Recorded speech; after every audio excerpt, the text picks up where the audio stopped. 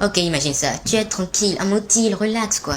Tu profites d'un bon petit café tranquille. Et là, bam, un vautour surgit de nulle part pour te casser la gueule. T'as rien vu venir, hein. Et bah Gwen non plus. Et c'est que le début parce que là, Sony sort une dinguerie d'animation. Un film animé où tous les Spider-Man se rassemblent pour empêcher l'effondrement du multivers. Explosion d'univers, portail chelou. Et un méchant qui à la base ne voulait voler qu'un distributeur automatique. Mais t'inquiète pas, pose ton petit cul tranquillement, on va tout expliquer. Bienvenue dans le bazar génial de Spider-Man Across the Spider-Verse. Je devrais peut-être changer le nom de ma chaîne en ça, non? Flashback Story, c'est pas terrible comme. Si t'avais prévu de voir le film, s'il te plaît, tu quittes la vidéo, ou sinon, je vais tout te spoiler ici. Et ouais, prépare-toi à en prendre plein les yeux et les oreilles, parce que là, Sony balance une dinguerie animée. J'avais pas déjà dit ça, non? Ah bon. Et cette fois-ci, c'est tout l'univers qui est en PLF. Des centaines de Spider-Man se réunissent pour empêcher que tout parte en vrille. Allez, plus une milliseconde à perdre. Bienvenue dans l'univers Terre 65. C'est plus trop. Celui de Spider-Gwen.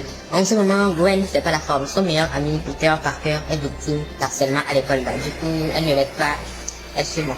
Elle ne l'aide pas. Et un jour, la nation du feu décida, ah désolé, je sors un peu le Un jour, Peter pète un câble, il boit un produit chimique pour devenir plus fort. Mauvaise idée, fait les ensemble juste en lézard, et combine à la cérémonie de remise de diplôme.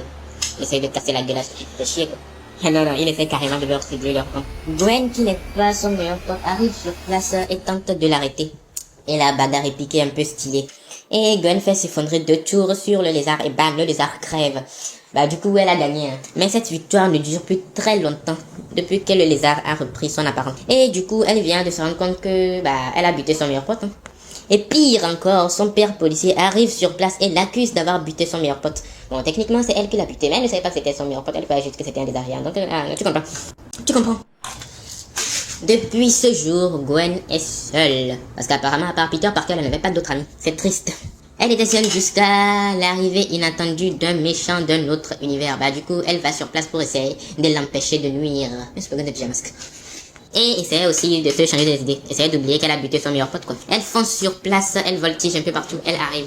Mais à peine elle a atterri, que le méchant l'attaque déjà par derrière. On aurait dit qu'il l'attendait. Présentation rapide du méchant, c'est un vautour.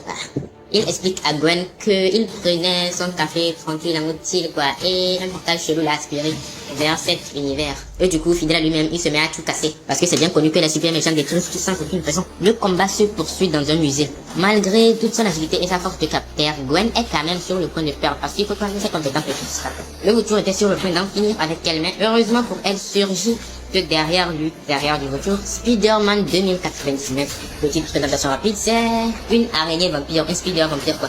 Il dirige une équipe spéciale de Spider-Man qui a pour mission de gérer le bazar interdimensionnel.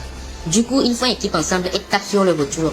Miguel lui arrache une aile, mais celle-ci refuse aussitôt. Comprenant qu'il est face à une adversaire coriace, non plutôt comprenant qu'il n'a aucune chance, il décide d'appeler des renforts ou plutôt de l'aide. Jaillit alors d'un portail une Spider-Woman qui casse le crâne du vautour. Elle est enceinte mais pas moins redoutable.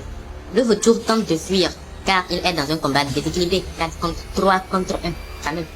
Mais Miguel le chope en plein vol. Le vautour découvre alors ce monde multicolore. Lui qui vient d'un monde tout jaune, il est ébahi. Juste au moment où Miguel allait en finir avec lui en le suçant, parce que c'est un vampire, les flics arrivent en hélico. Et du coup le vautour profite pour leur balancer une bombe. L'hélico part en vrille et Gwen sauve in extremis les pilotes. Et les 3 Spider-Man sauvent in extremis tout le musée. Et tous ensemble, ils évitent de justesse que le musée s'effondre. Fin du game, le vautour est arrêté. Et c'est pas grâce à Miguel. Gwen, totalement éclatée, tente de s'éclipser discrètement. Et non, on fait pas ça à ce policier de génie. Son daron lui rattrape. Moment déchirant. Elle ôte son masque. Et malgré ça, il veut toujours l'arrêter. Parce que ouais, il n'a peut-être pas obtenu le prix du père de l'année, mais du policier de l'année. Cet homme est un parfait exemple à suivre pour tous les pères du monde. On mélange pas vie privée, vie professionnelle et merde. Miguel intervient alors et offre à Gwen un bracelet pour rejoindre l'équipe du multivers. Bon, elle est un peu hésitante, mais elle finit par accepter.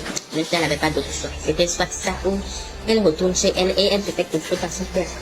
Mais pendant ce temps, ailleurs dans le multivers, un nouveau tarif fait son apparition et il se nomme, tiens pas bien, la tâche. Ouais, ils se sont pas foulés pour lui trouver un meilleur nom. Son pouvoir, il peut créer des portails interdimensionnels en touchant n'importe quoi avec ses taches noires, d'où son nom, la tâche.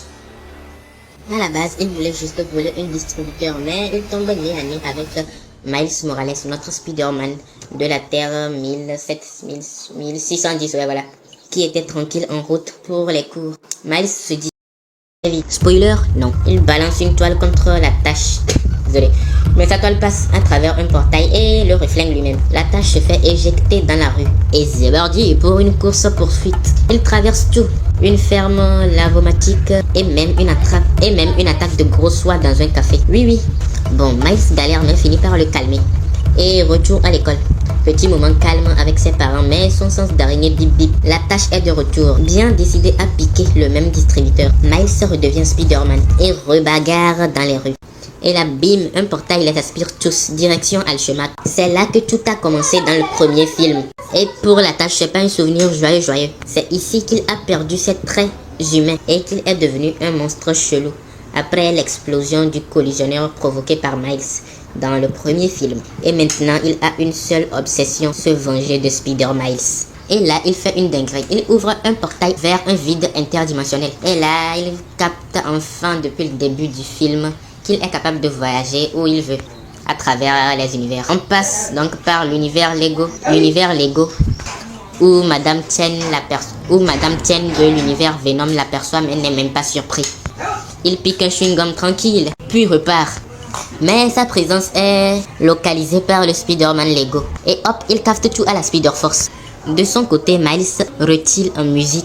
Quand tout à coup, tout commence à flotter autour de lui. C'est Gwen qui refait son apparition après plus d'1 an d'absence. Déjà à la fin de cette vidéo. Je te remercie de l'avoir suivi jusqu'ici. Franchement, je me suis fait un petit kiff en le faisant. J'ai adoré faire cette vidéo. Et je te remercie pour ton soutien. Merci de t'être abonné et d'avoir liké.